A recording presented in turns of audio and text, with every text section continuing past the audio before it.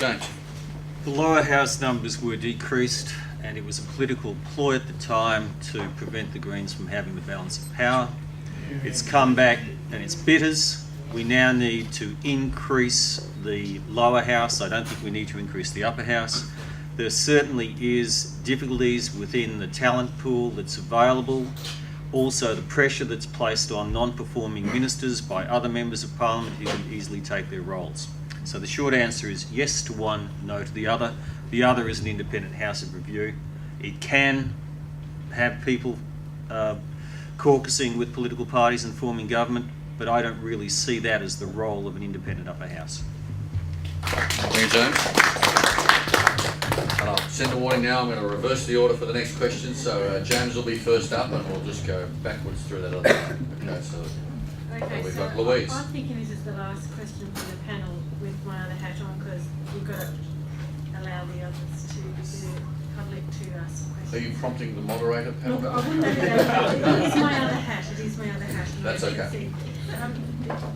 I read with some interest today an article in the media, and I must say I'm very biased because I live in Rosny and I grew up in Harrah, that one of our past premiers said cast nasturtiums on the Eastern Shore, and maybe he was just thinking about the bridge, because I swear about the Eastern Shore every time I drive my kid to school in the morning.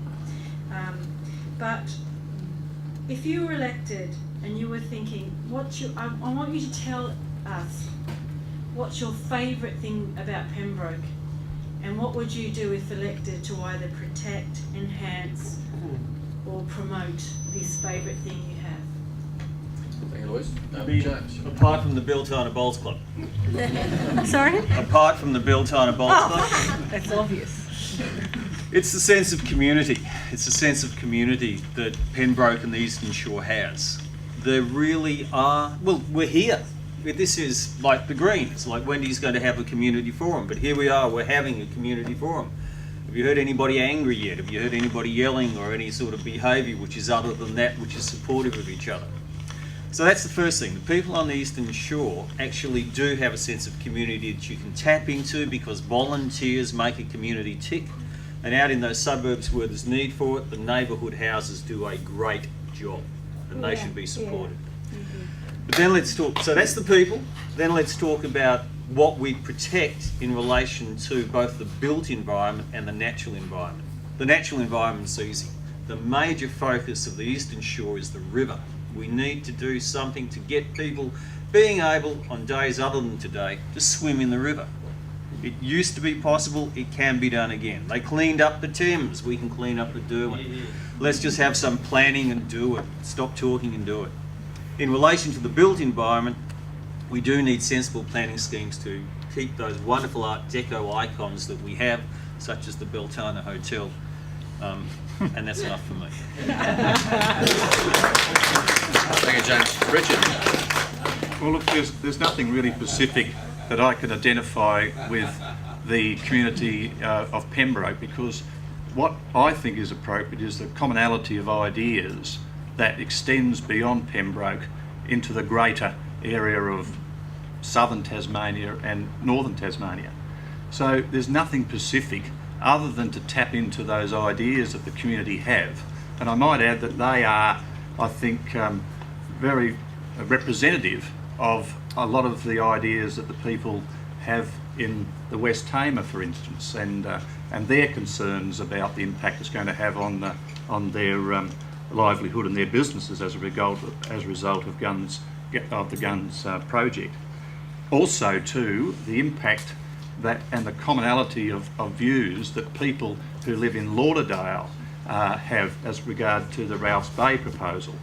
Also about the public transport system, which is not only identifiable in Pembroke but also in the Greater Hobart, and I think it extends to the northern part of Tasmania as well. So I think that the key reason that if you're looking for something that you could say was going to stand out over and above other legislative council areas, then I think it's being able to harness and tap into those views, because I think those views aren't just isolated to Pembroke. I think there is within the Tasmanian icon that we have a concern about what happens elsewhere. And I think that's what the Legislative Council and the person elected to the Legislative Council is able to do, and not only promote their area, but also work in the interests of all of Tasmania. And I think that's important about being able to differentiate and use those that advice and information available to you from the community. It may sound a bit around the corner, but I can't specifically give you an example other than those common issues that I think affect all Tasmanians, and I believe that has an impact on Pembroke just as much as everywhere else. Thank you, Richard. Sharon. I couldn't agree more with James about the sense of community, but as I live in Sandy Bay and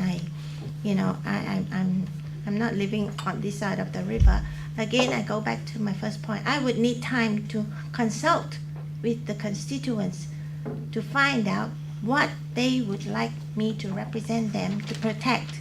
So it is not my personal opinion in this case that is important. It is what the constituents think is important that needs to be protected.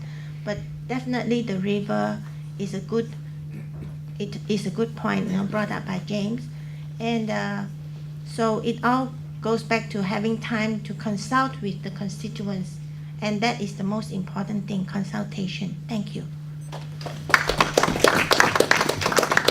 Peter. Thanks, Mark.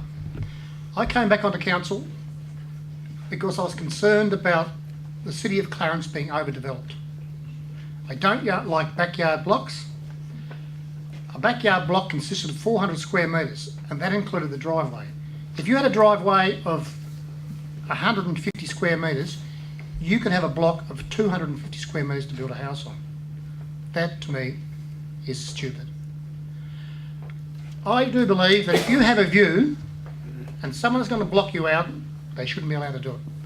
If you've had a view for 30 or 40 years and someone comes up and puts a house in front of you, that's not right. I like the city of Clarence. I want it to be developed well, sensibly. I don't like people overdeveloping. I'm not against development. I just want sensible development. People will put in a backyard block, a developer. He will come in and upsets 4 or 5 neighbours. They sell it, move away, and leave the problems. Like cul-de-sacs, we have huge problems with cul-de-sacs. Where do they park? Where do they put their wheelie bins? All these sort of things can be sorted out. With backyard blocks, as I said, it upsets 3, 4, sometimes 5 neighbours. At the moment, there are several aldermen, and we have a majority of doing something about it. Now, I see Kay McFarlane here. She's worked very hard on it. Rich has worked very hard on it. We want to do this to save Clarence. We don't want to overdevelop, not just Pembroke, but the whole of Clarence. This extends to Lauderdale, out to Otago Bay, Montague Bay, Rose Bay, the whole of Clarence. We must protect our amenity. If we don't do that, Clarence will become a ghetto. Thank you. Thank you, Peter. Wendy. Pembroke is basically a coastal community, and that's what I love about Pembroke. I do regularly come over here. My children windsurf. I walk in the water. I used to swim in the water. It's now a bit cold. I think it's something to do with being older, but my children certainly swim in the water. Like James, I'm concerned about the pollution in the water, but I'm also concerned about the bigger picture of climate change. If the world temperatures rise by 2 degrees, we will lose the Great Barrier Reef. Now, the possible effect on a coastal community like Pembroke is a 1 metre sea level rise. Where will our beaches be?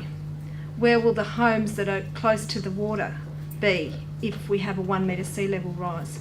So I think we need to think about the bigger picture and protect our environment so that we do continue to have a fantastic place like Pembroke.